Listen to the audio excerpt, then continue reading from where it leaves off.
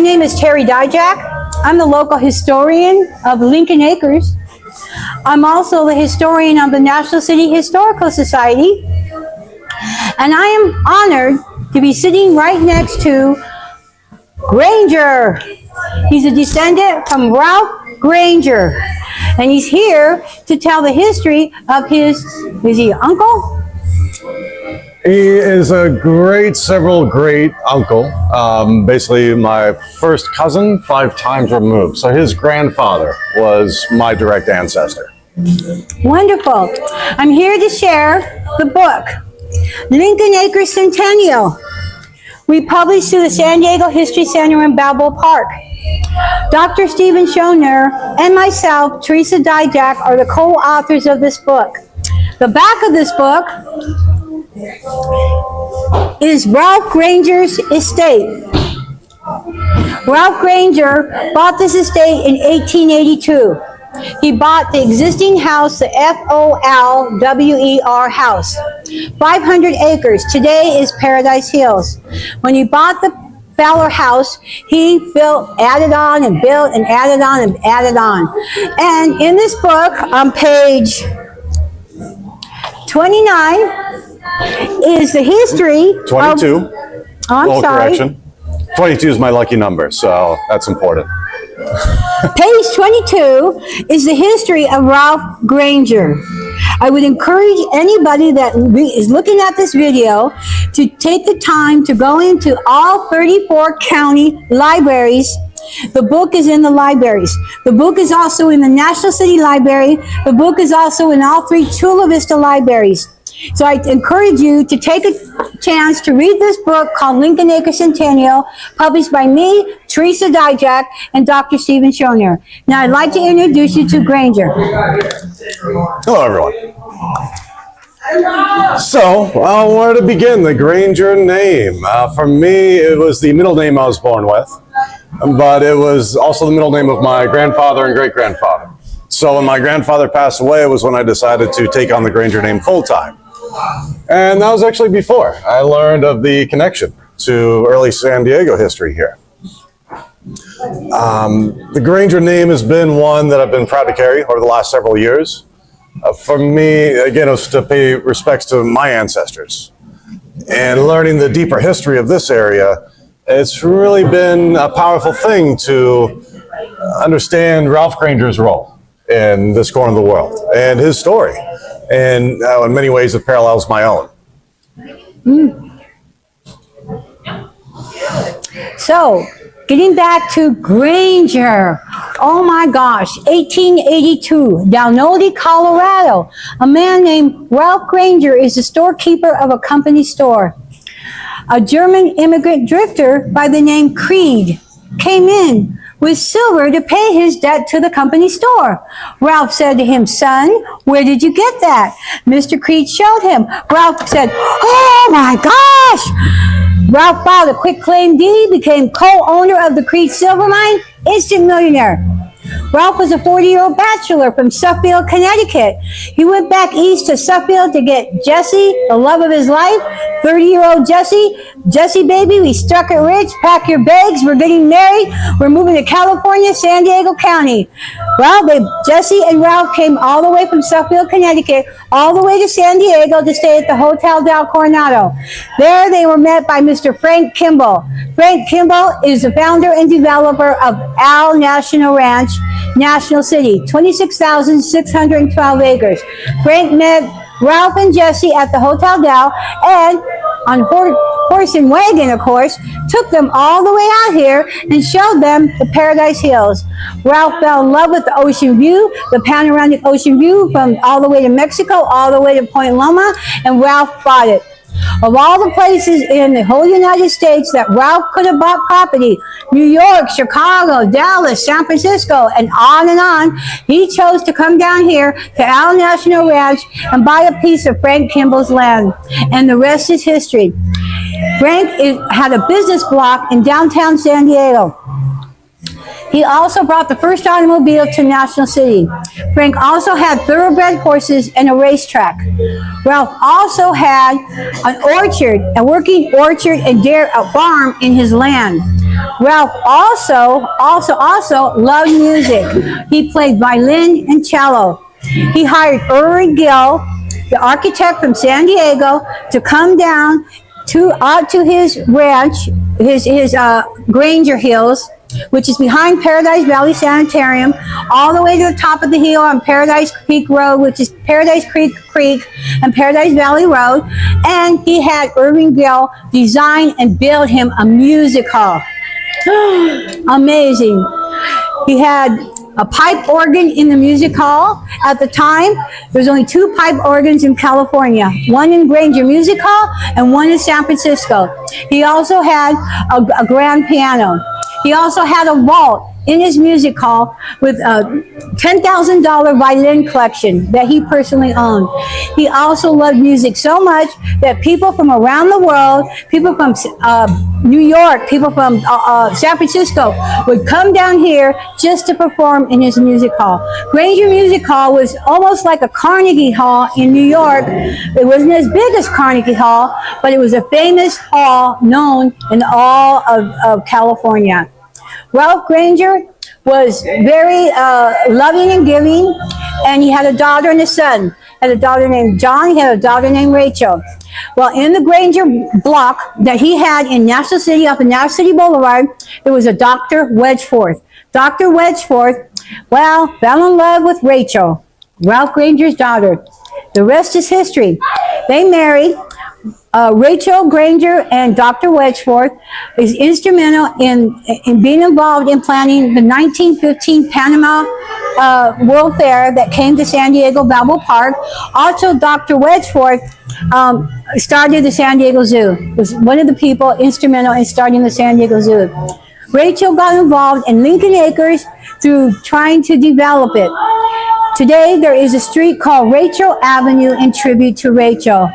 Rachel is lived here in San Diego, and she had many grandchildren that I don't know where they're at today, but you know what? Maybe one of their descendants might be watching this video, and they'll come and say, "Who?"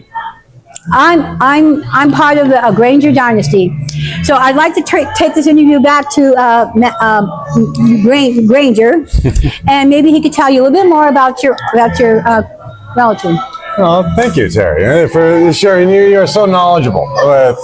Honestly, I think you know more about the Granger history than I do. I love the story of Ralph Granger because at the age of 15, his father passed away. At the age of 18, he lost his mother as well. And he was an orphan. Mm-hmm. He was really on his own in the world. And there wasn't much that I've been able to find out about his earlier years. But by the time he was 41, he found himself in Colorado. And like you shared, go get the wooden Granger sign and bring it to me. He was working as a butcher, just getting through life until he had a couple partners. And they were on this quest to find silver and strike it rich. And they hunted for quite some time without having any luck. And about a year went by, and they were all ready to give up on this quest and wash their hands of it, move back home. And literally on the day the train was due to arrive for them to leave town, they went up to the mountain one last time to look around and see what they could find. And once again, came out empty-handed. But before they left, they realized their donkey had escaped. And the donkey had run away, and they were down their last $10. So they needed to get this donkey back and sell it for some money before they left town. So they ended up having to climb up 1,500 feet in elevation to catch up with this donkey. And they found themselves on a part of the mountain they hadn't been to before. There's this rock outcropping that they were nearby, and one of them took out their hammer, and whether it was frustration, anger, whatever was going through their head at that moment, it was kind of lost to time, but they started swinging their hammer and hitting at the rock. And in doing that, they knocked loose and uncovered a vein of amethyst. They knew enough about geology to see hope in this stone, and they rushed it back to town, had it tested, and found out it was galena rich, which indicates silver was in the soil in close proximity. So then they went back up to that site, kept digging, and it wasn't long before they hit the vein of silver. Woohoo! And it wasn't just any vein of silver, it was the largest vein of silver in Colorado's history. Where the first year alone, they pulled out 75 tons. Woohoo! An unfathomable fortune in the 1890s. Wow. The second year, they pulled out twice as much. So the money that they had from that, they had all the options in the world open to them. And they decided to come here, to this little corner of the world in San Diego. Where here he was a philanthropist helping fund many of the early projects in early San Diego. He was the first vice president of the Merchants National Bank, which later became the Bank of Italy, which eventually became modern-day Bank of America. So one of the things I love about his story is finding himself in a place where he was really rock bottom. As a miner, no pun intended, but he was ready to give up, and it was due to things outside of his control. The donkey running away, and even letting out of that raw emotion that allowed him to find a treasure that was beyond his wildest imagination. And he continued his legacy here with helping fund early projects, including the music hall, which was really a cultural center in this part of town for its era, bringing musicians, artists from all corners of the world. And I do my part to try to continue that legacy. Again, I took on the Granger name because it was my middle name full-time before I knew of my connection to Ralph Granger. So it was a strange twist of fate that allowed me to discover this part of my own ancestry.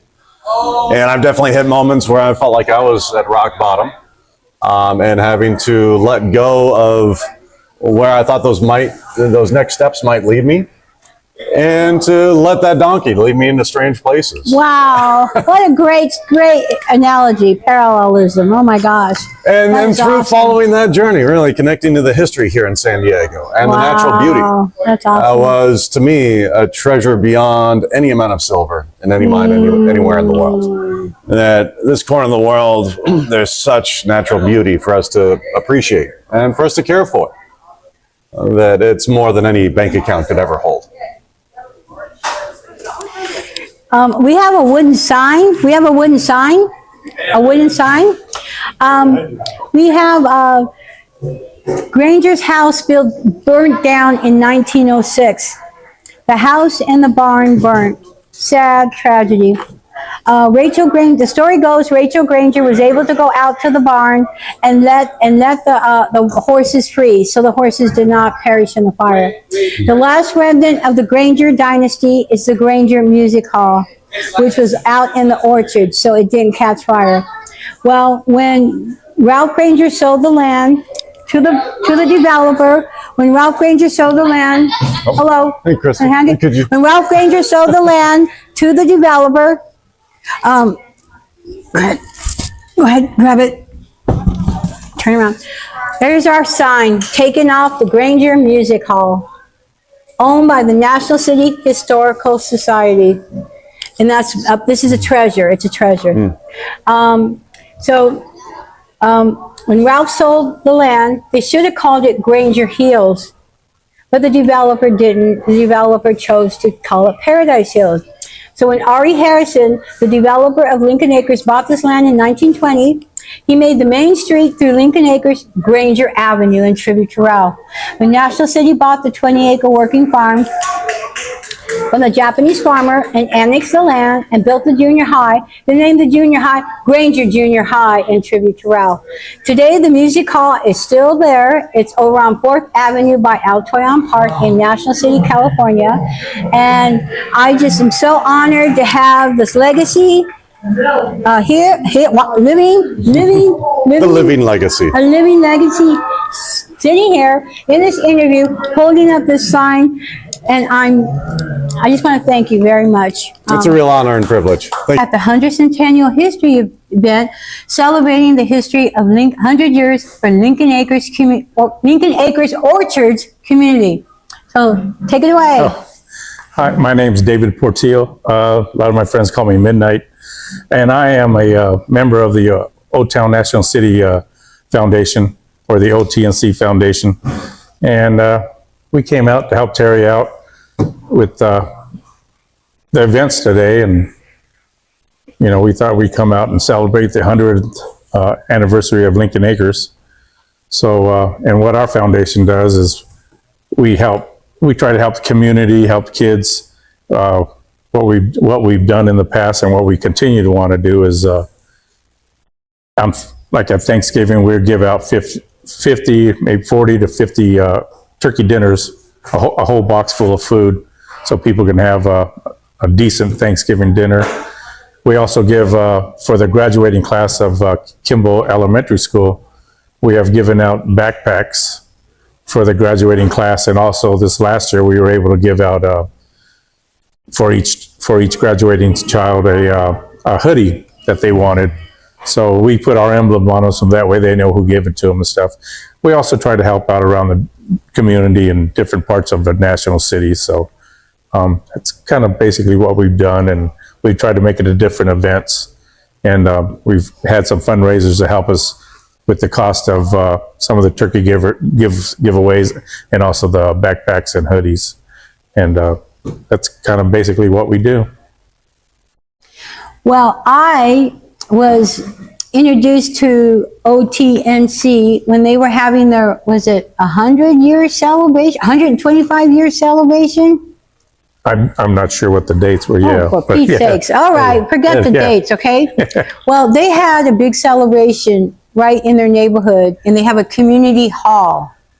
And in the community hall, they had on display the families that lived in the area, the families that grew up in the area, raised their children in the area, the communities from yesteryear, and they had them on display, and it was so incredible. I was so impressed by the rich heritage of the families that called that portion of National City their home, their neighborhood. And I'm not sure when this foundation got started.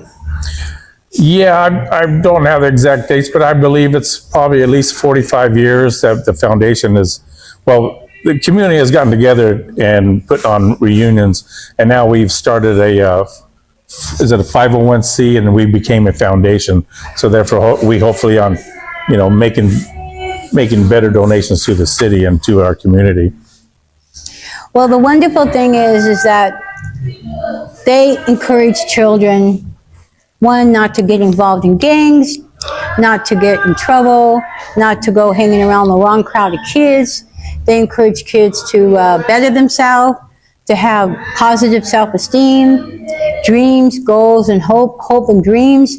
And they are a very inspirational beacon of light to the community in the section of Old Town National City. And I really appreciate you coming out today and being part of the celebration. And I look forward to future events with you.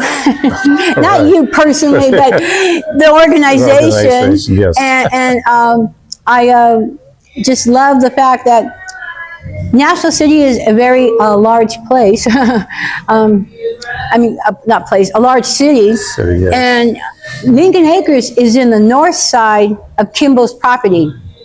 Paradise Hills is the north side of Kimball's property, which was Ralph Granger's land.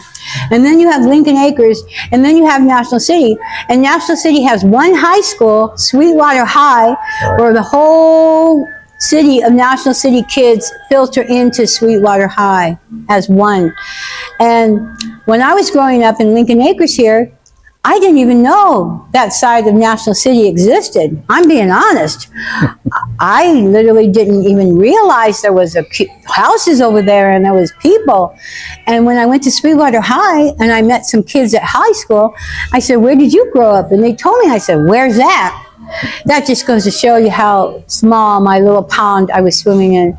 And when I got to meet kids from that side of the city, and I went over there, I was like, "Wow, there's a whole community over here. There's church. There's a St. Anthony's Church, yes. And there's Kimball Elementary School, and the train tracks and the trolley tracks, and it's just it was very eye-opening to me, and to realize that even though we all grew up in different parts of the city, we are in Lincoln Acres, unincorporated part of the county, we all came together at one campus at Sweetwater High. So I just want to thank you very much for coming out here and doing this interview. And if anybody has any further questions or would like to know more about OTNC Foundation, contact who? David Portillo or Eddie Perez or Dookie Valderrama. And do you have an email? Or I don't know it offhand. all right, forgive him. He doesn't I'm know sorry. it. But if you Google it into the internet, people, all right, then you'll be able to find them. And if not, contact the National City Historical Society, and we will put you in direct contact with OTNC Foundation. Thank you very much, and have a nice day. Thank you for having me. Thank you. I am very blessed to be sitting next to Mr. Matias de Garcia. Mr. Matias was the photo archivist, which worked with me for, oh my God, how many years? A little bit. Let's say over 5 years, okay? I really don't know. Or 6 years, it could be 7 years. I mean, I really don't know. He worked with me side by side to collect the photos from the community of Lincoln Acres. So I'd like to introduce Mr. Garcia to you. Hello, my name is Matias Garcia.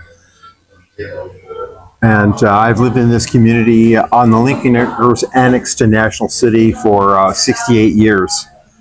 And I realize that's very rare to live in the same place where you grew up these days, and seen many changes in this community. Some of the changes, Lincoln Acres Community Church, there were many people who would live here, and they were mainly, the racial mix here used to be kind of real Caucasian. And the mix has changed to lots of Chicano types living around here all over, including me, of course. Here, I'll get it. It's the As the market down the street, Hewitt's Market, I was a little kid going in there, and I remember there was a soda fountain in there. They would serve hamburgers, and they had a few chairs, and they had a fresh meat department, kind of the center of the community. And on that corner too was a gas station, and a little further down there was another gas station. And it's I've seen the community kind of change over time.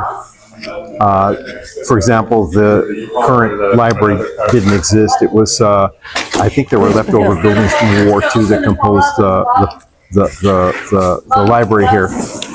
And the fire station used to be here, and it was all volunteer. I used their services one time as I was terribly injured in a car accident below, and the volunteers came and prepared me for travel to Paradise Valley Hospital in an ambulance. I went to Lincoln Acres Elementary School, Granger Junior High, and Sweetwater High.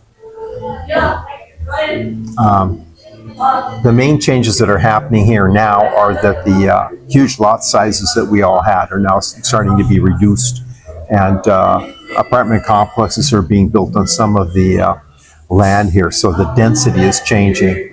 And even though Gary Cox said that the expansion of Lincoln Acres Park was not associated with the expansion increase in our neighbors, I'm pretty sure that he knew that he was required to increase park space based on the population here, which is increasing. And as people die and the old timers die and properties turn over, there's room to increase the density of this neighborhood. But it was kind of a quiet, out of the way place. I used to go down through the Lincoln Acres La Vista Memorial Park on my bicycle and deliver papers all through the valley down below. And it was a nice place to grow up, actually. You know, so those are some of the things I want people to know that I experienced here, living here in this area. well, Do you have any questions you want to ask me? I was started this book project. Excuse me. I started this book project, and I came across Martius, and Martius, we just struck up a conversation, and comes to find out his address, I won't say it, but his address and my mom's address was the same address. It was the same number, Same number. but a Excuse different me. street. Same number, but a different street. And I would tell him how his mail would show up at my mom's mailbox. And I would take the mail, and I would go and deliver the mail to his house. And so I knew his house existed. So I go, oh, you're the person that lives there. Well, we struck up the conversation. I shared with him that I was starting this book project, which is the Lincoln Acres Centennial History Book, published through the San Diego History Center in Balboa Park. And I asked him if he could do anything to help with the book.